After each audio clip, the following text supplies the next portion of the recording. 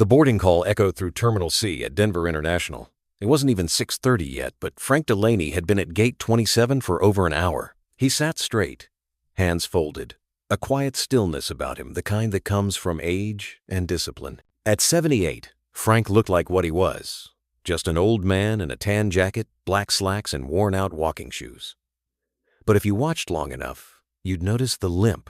Subtle, but there. A stiff left knee, the kind of injury that doesn't come from age, but from war. Frank had booked this trip 3 months back. He was headed to Annapolis to watch his granddaughter graduate from the Naval Academy. First in the family to wear the uniform since him. No way he was missing it. That's why he'd paid extra out of his pension for 14C, an aisle seat in premium economy. Not for comfort, just enough legroom to keep the pain in check. He boarded early, as his group was called. No fuss, no fanfare. Just a polite thank you to the gate agent and a careful walk down the jet bridge. At his seat, he lowered himself gently, stowed his duffel, and exhaled. Relief. For a moment. Then came the commotion. 3 rows up, a mom with 2 kids was talking to a flight attendant. The attendant, a woman in her 30s, neat uniform, practiced smile, scanned her tablet, frowned, then turned and walked straight back to Frank. "Excuse me, sir," she said, crouching down. "Are you in 14C? "Yes, ma'am. We've got a family that was split up during booking. A mother and her 2 kids. Your seat and the 2 beside it are the only block where they can sit together." Frank frowned.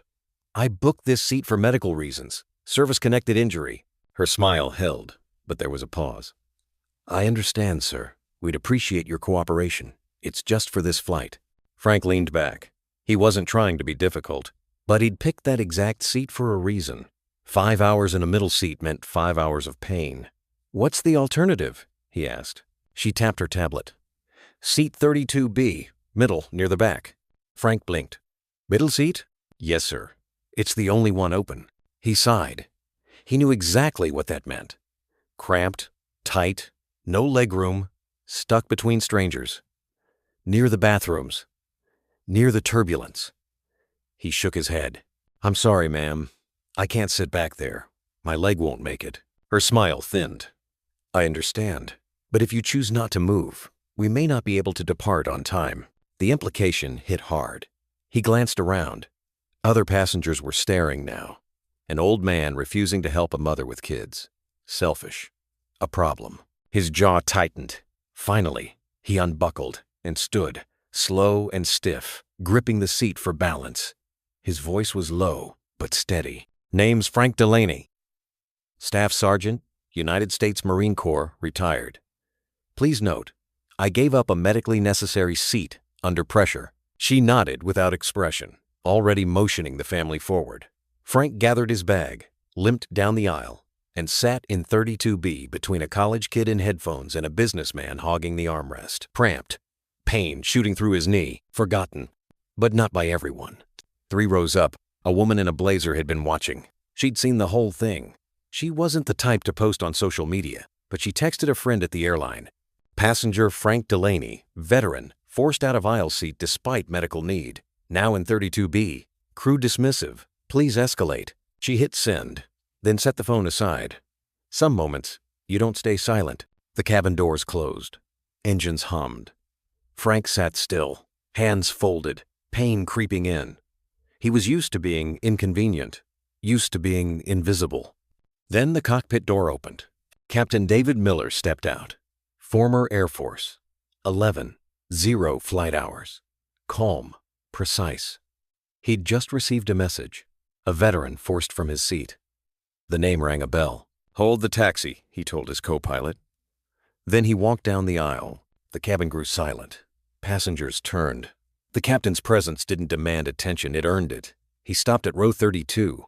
Frank looked up, startled, and Captain Miller raised his hand in a crisp salute. The silence deepened. "Staff Sergeant Delaney," the captain said, voice steady, "on behalf of Transcontinental Airlines. And as a fellow serviceman, I apologize. You should not have been asked to move. That was an error, and we're going to make it right." He turned to the young attendant. "Escort Staff Sergeant Delaney to 1A. She hesitated. "But, sir, first class." "If that seat is occupied, ask for a volunteer. If no one volunteers, Explain the captain is requesting that seat for a decorated combat veteran, and if still no one moves, I'll give him my seat." The words landed heavy. The attendant swallowed hard. "Yes, Captain." Frank rose slowly. His knee wobbled, but the captain steadied him. As he walked forward, row by row, passengers shifted, quiet now, respectful. One man touched his chest with an open palm. Another whispered, "Thank you, sir." When they reached 1A, the man sitting there stood, without complaint. "It's an honor," he said. Frank lowered himself into the wide leather seat, stunned. The cabin was still. Then a voice from halfway back broke the silence. "Staff Sergeant Delaney?" Frank turned. A man in a hoodie stood, tears in his eyes. "You don't remember me, sir? Corporal Reeves, Camp Leatherneck, 2006. You saved my life." His voice cracked. "I never got to thank you." The cabin froze. Some wept quietly. Others just stared. Captain Miller stepped to the intercom. "Ladies and gentlemen," he said, voice firm. "Today, a mistake was made. A man who served this country, who carries the scars of that service, was asked to give up his seat not because of error, but because of a policy that values convenience over honor. Let me be clear. We will not depart while injustice sits quietly in this cabin. Staff Sergeant Frank Delaney fought in Khe Sanh, Vietnam. He didn't ask for special treatment, only to keep the seat he booked. We failed him, but we don't leave our own behind, not in combat, not at 30 feet. And if this flight runs 10 minutes late, I'll take every one of those minutes with pride." The cabin erupted in applause. Not loud or forced, just steady, rolling, heartfelt. And Frank sat there, still, silent, but finally seen.